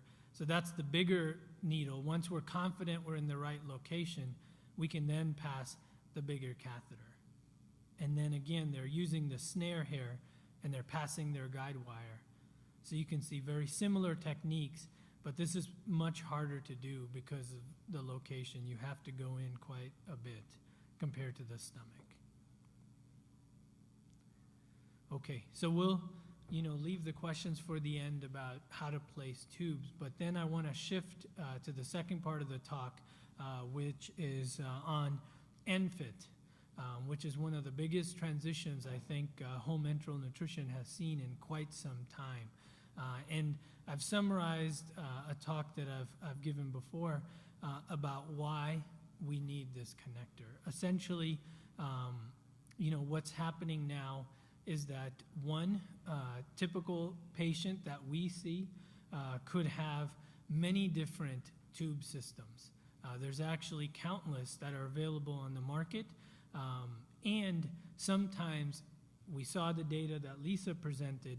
Many of these patients are being taken care of by providers who don't manage many tubes. So if they get admitted to the hospital and the nurse or the physician is used to only seeing a few per year, mistakes can happen. The same thing I mentioned before about feeding into the stomach versus a jejunum, not being able to correctly identify this. So because of this, mistakes do happen. And this is a perfect example from our institute where, a flush needed to be provided into the feeding end, but instead was provided into the balloon port. And the balloon can only handle like 10 cc's or more. And the balloon actually ruptured, the tube fell out. So you could see this happens quite a bit. And this is not anything new. It's been reported in literature since the 70s, with the earliest case being reported of cow's milk, so milk, actually being given accidentally as an IV, as opposed to in the stomach. The patient developed a severe reaction, but did, survive. There's now over 116 cases that have been identified and reported on. Obviously, many, I would say the vast majority, don't get reported. But those are the number of deaths that have been reported. So because of this, I think Joint Commission and other organizations focused on safety have identified this as a serious issue. And with this, we have been working now for a number of years to make a transition to a tube that would try to rectify some of these issues. With this in mind, the Global Enteral Device Supplier Association was formed many years ago. Those are the companies that came together to develop the standards for these tubes, which then got named ENFIT. And that's what it looks like there. So essentially, it's very similar to a lure lock system, but the ENFIT device, the feeding supplies, will only connect to an ENFIT device in a secure way. So that's the design behind this. But as many of you have kind of brought up, as this was being developed, number of issues were brought up, and it's fair to bring those up here. The first issue was medications, especially in the neonate. Because of the design change that was required, with the current tubes, if you can essentially visualize, you can see that on the right. The end is what's referred to as a female end, with the supplies being a male end. This needed to be converted, so it needed to be changed. And so because of it, there can be a little bit of adjustment that needs to be made in terms of medications. Not all of the solution goes out, so there could be underdosing or overdosing. But the tubes have been redesigned, and Getza can kind of fill in more on this. So we think that issue has been resolved. The other issues we tackled with a partnership with the FDA. First issue was flow rate. Many of the early ENFIT tubes were tested and examined with a pump feeding, and there they worked quite well.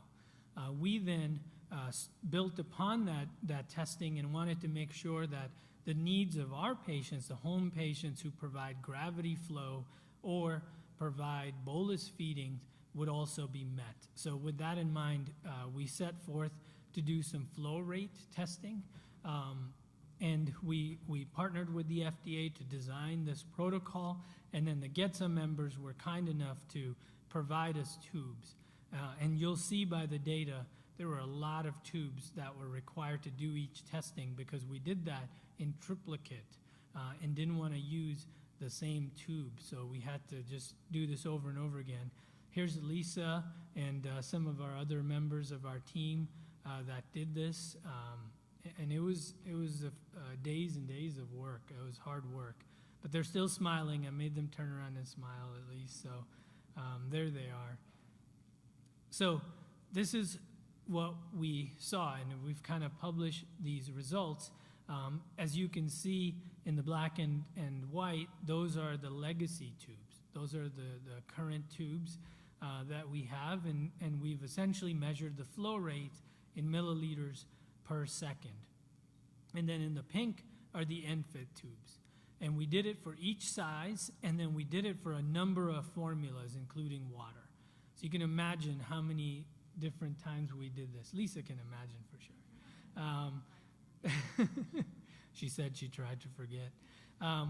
But you can see one of the tubes has a much slower flow rate, one of the ENFit tubes. And we think in terms of the 14 French, that contributed to the results you're seeing. In aggregate, when you combine all the ENFit versus the legacy flow rates, you can see that the ENFit were slower, again, largely due to that one ENFit tube, E1. But when we looked at the 18 French, there really wasn't a difference. With the 20 French, again, there was no difference. The 24 French, for some of the formulas, once again, the flow rate for the legacy tubes was faster than the ENFit tubes. Fortunately for us, the FDA also repeated this trial independently with independent tubes. They tested their own different categories of formulas, because that's been the hardest issue for us, is that with food, with enteral feeding, there's so many different ways to do it. So how could we possibly test them all? So we had to be selective and pick, each institution kind of picked what they thought was a good range. And the FDA picked this batch you see there. And then they showed their data in terms of legacy tube versus ENFit. So they converted their data. It's a big graph. But what you're seeing there is they're comparing a legacy tube made by one manufacturer to the same manufacturer's ENFit equivalent. And they're showing at the very end, if it took 20 minutes to feed in terms of the legacy tube, how long would it take to feed in terms of the ENFit tube? And so that's what you're seeing there. And they did this again with all of the different tubes, the legacy 2 to E2, and then the legacy 3 to E2. So all of those tubes have all of those data listed there, and this has also now been published. So after we were done with the flow testing, the other part of things that we wanted to test was force. Many of our patients provide bolus feeds through a syringe, so we wanted to see if there would be any difference in terms of the force required to provide those feeds. We were able to go into our orthopedics lab, who do a lot of bone tensile strength measurements, and use some of their equipment to measure the force that was required. Blenderized tube feeding, as many of you now know, is something that's really up and coming. Patients are demanding complete food, and they're blending it themselves. So we also wanted to test, in addition to some of the formulas available, blenderized tube feeding as well.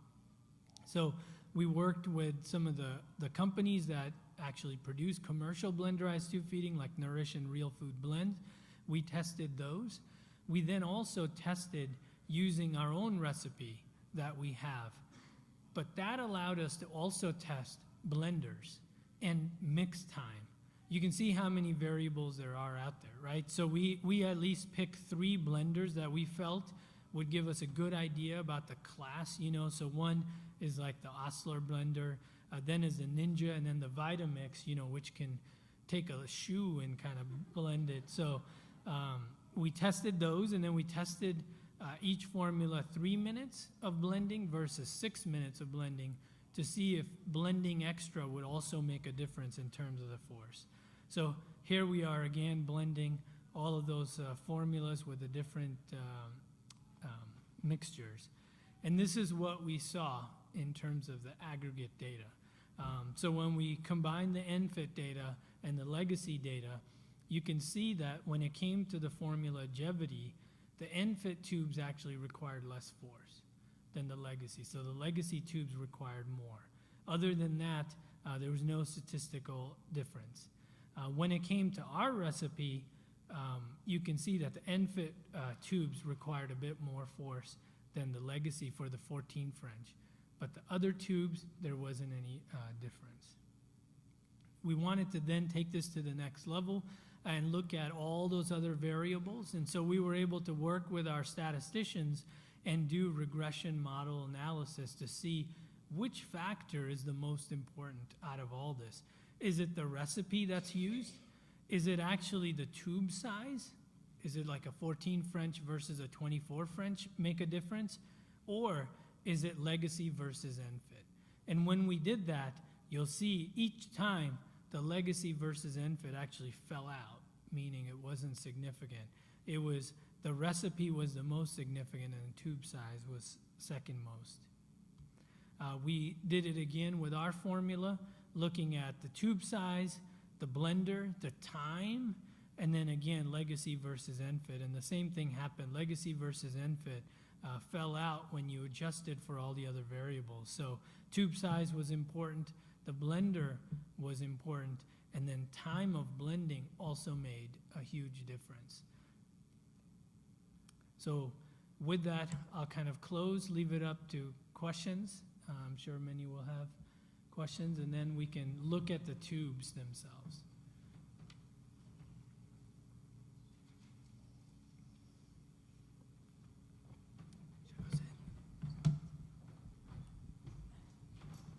Did you use the largest 24 French feeding tube above? I'm talking about inside diameter. Outside diameter, of course, is 24 French, but there are different size interior bores. And this is what I use a Howard 0110-24 dangling tube. I can fully insert I believe it's a 5.5 millimeters drill bit into the port of my tube. So it has a tremendous bore. Now, there's no way physically that these small tubes, 14 French and below, can gravity feed something. Now, I'm not a doctor, but I have a theory about your stomach. If you blend something 6 minutes, which is totally, absolutely unrealistic. I have a Ninja 1500 watt blender. I blend a ribeye steak for 1 minute and put it through my tube, along with potatoes, green beans, whatever. And so this is real life. We're not talking about somebody putting something that's been totally digested.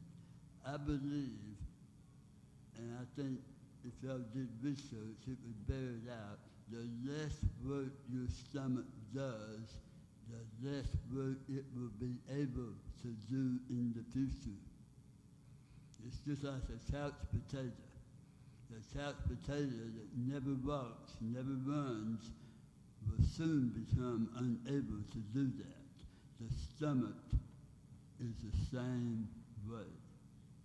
And so I want my stomach to be able to digest the fine particles in my 1 minute blended meal that pass through my tube.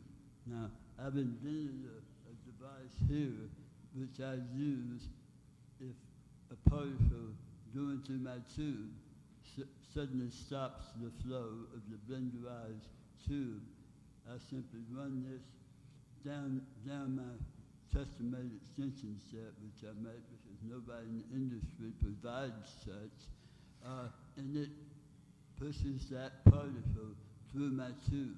I use this for my pills because I cannot even swallow my own saliva. I have a pump, a suction pump, that I have to use to suck the mucus out of my mouth and throat. So there are tens of thousands of us in the same situation, and we're the so-called silent majority out there. I'm not a feeding tube patient. I haven't seen a gastro doctor since 2014. I've had my tube since 2013. When it breaks, I change it myself.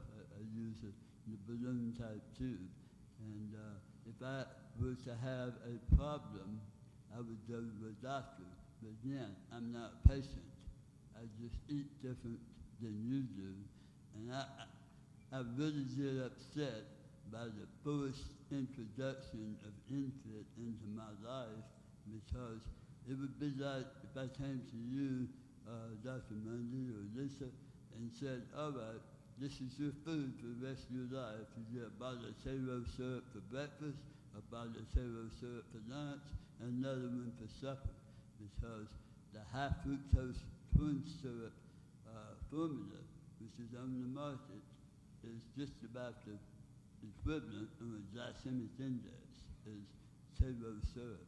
Thank you. Okay, any other questions, or is there any response to that that you would like to share? Sure. No, I think so.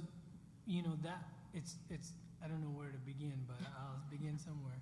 I think for us, the hardest challenge was, what do we test, right? And it was such a diverse population out there, and we wanted to make sure that we could test the breadth of things, but keeping in mind that we actually, wanted to make this as unbiased as possible, and so really used most of our own resources. We didn't want industry support in this because we knew how difficult and contentious this issue was, and so a lot of this was volunteer time. And Lisa, and everyone came in on weekends, did it in the morning. So we had to make sure that our resources were used valuably. So we actually partnered with Oley and did a survey of what patients are doing out there, and then took that information and said, what's the highest yield in terms of tubes? And did the most common, which would impact the majority of patients. So in terms of tube selection, there's no possible way we could have, added all of the tubes that are used out there. We picked the majority. We can't, yeah, no, that's in our disclosure, that there's no way for us to capture everyone's tube that they use. And then the same thing with the formula. You can now see on the market the growing desire for complete food, the growing desire, as you're bringing up, for blenderized tube feeding. Because of it, there's so many products on the market. If we're doing each test in triplicate, we could be testing every day of the week for months and not cover them all. So that's why we had to be selective, and that's a limitation. It's a fair point to make in that that's a limitation of the work we did. We extrapolated from our survey data and said, well, what would cover the majority of patients, and that's what we did. But yeah, your point's valid. Okay, do you see that? Okay. Do you want to add anything? Jump in, grab it. Can you give us a timeline as far as how much longer do I have with my legacy products? I'm kind of stockpiling them at the moment, but I know they're doing adapters or whatever, but can you give us an idea? That I'd have to rely on the manufacturers. I'll bring those brave guys up, guys and gals. But, for us, I think we've gone through kind of different models and different companies. If there's demand, I'm sure they may continue with legacy, as it seems, if there's demand, right? So it may not be a time issue. So we do have manufacturers coming in to address some of those questions more directly, which appreciate that. And they'll be setting up in a few minutes. I'm sorry.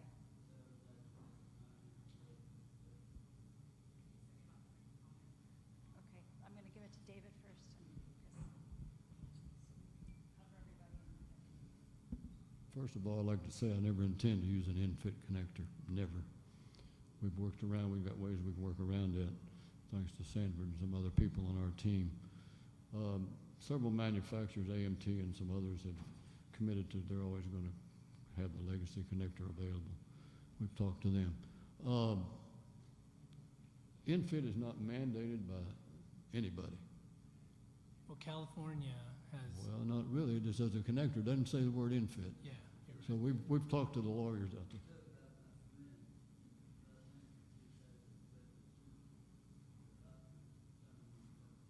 So I think we're referring to, there is a law in California that states that the feeding tube and supply should only be able to connect to an adapter. Integral to integral. It cannot misconnect, but it doesn't talk about in-fit at all. It doesn't talk about the in-fit standard.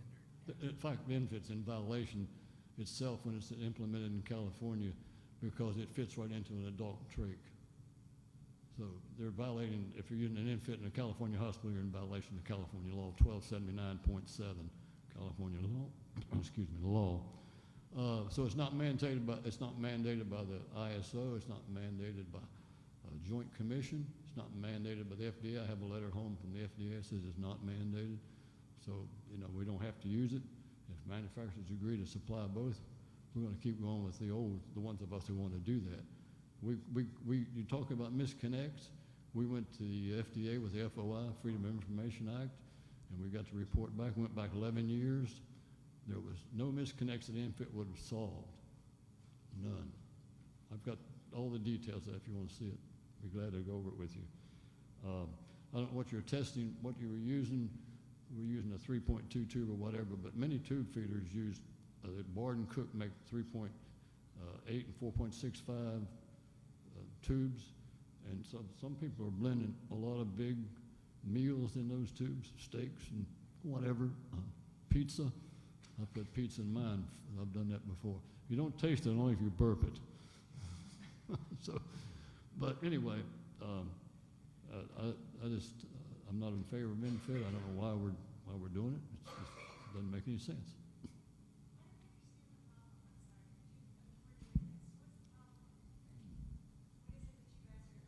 Wait, let me interrupt for a second. Let me say one thing. That the ISO 80369-3, which is the NFIT portion of it, the enteral part of it, is only part of the solution, and that's been acknowledged from the beginning, right?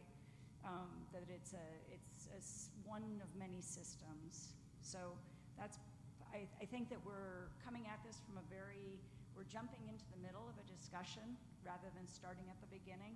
And a lot of people, we have a lot of history, right? We've been going through it. Well, we don't actually have time to go from this. We don't have time to go from the beginning. But there is a lot. David, I'm not shutting you down. I'm just trying to say. What I wanted to say was that it's a process, and it's been a long discussion, and a lot's happened. And I think that we're at a point to continue that conversation. We do have the manufacturers to talk, and I think that you have been talking, and that your points historically have been taken into account in some of the modifications that have been made to NFIT. But I think that this is a valid point, and I'm hoping that there's a conversation that will continue as the manufacturers come up, and that legacy hasn't been discontinued. Am I right? And where things go is part of the conversation still, I think, But I want to ask you a question. Sorry. I was just curious what the problem with NFIT is. Why you all are not in favor of it. I see your shirts. That's pretty clear. Hard to miss. Yeah, why don't you like it? In a nutshell, just what's, well, in a nutshell. So in a nutshell, summarize it. It's been a discussion about the. There's many negative things about infit. First is the flow rate. That's a problem. The flow rate of blenderized food through there. I've told this before. I took a Subway sandwich and blended it up and used it to use my legacy stuff, and no problem. The next night I blended the same sandwich, Subway Club, 32 ounces fluid, both of them. Couldn't get it through an infit connector. That's one issue. I mean, there's like 16 or 18. They go on and on. I mean, I don't know how much time we've got here. Well, that's what I say. I don't know. It's to have a full discussion about NFIT right now would not work. But we can have individual discussions, and we can maybe try to I'll be glad to show address it in you. the Oley newsletter more, so that it is on our website. There's the NFIT summit that we did. There's a videotape. There's a lot of the issues that have been discussed throughout. We got the infection problem for one thing. The Nelson Labs did a test on the moat area because debris builds up in there, bacterial buildup, and it was too numerous to count. The bioburden was just too numerous to count. So it's very dangerous for infants, especially who have a compromised immune system. That's another. I mean, there's a ton. I don't think you want to let me do it all. So. We'll run out of time. So Yeah, I was going to say, maybe you all can chat afterwards. I'm happy to talk to you too. I made the full transition over a year ago to NFIT. Now I'm a J-tube pump-fed formula patient or consumer. And so I'm happy, if that's your situation, I'm happy to talk to you as well. Because it's actually, for me, in some ways it's improved my quality of life. I don't want to take up everyone's time now for that. For me, I would just say the concept of for the greater good is something a lot of people don't report. You might have done a FOIA request, and I very much value and appreciate your interest and the time you've put into it, but a lot of people don't report things. Who wants to admit they made a mistake? Let me see a raise of hands, you know what I mean? So.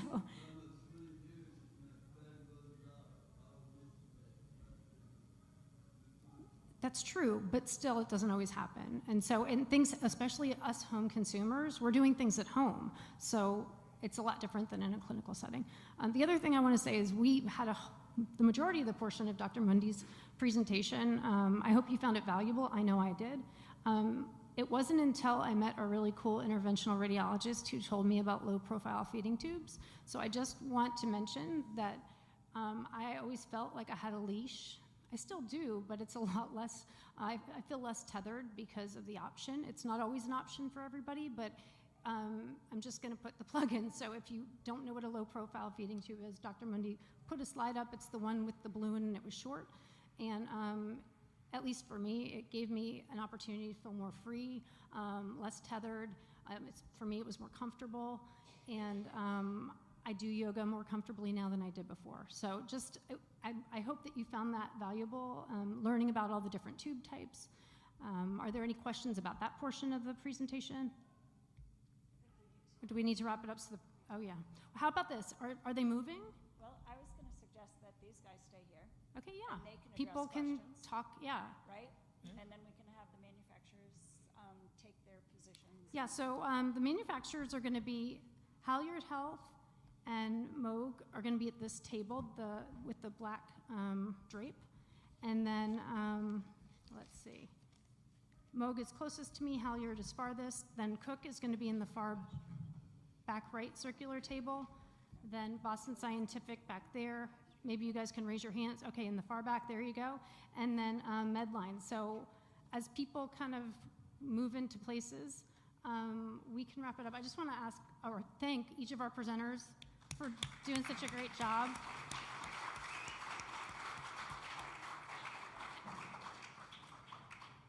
And we're going to end the live streaming, just so you folks know that. And then also, you should be getting an email for evaluations, but if you'd like to complete a paper one, they're yellow and they're on the table over here.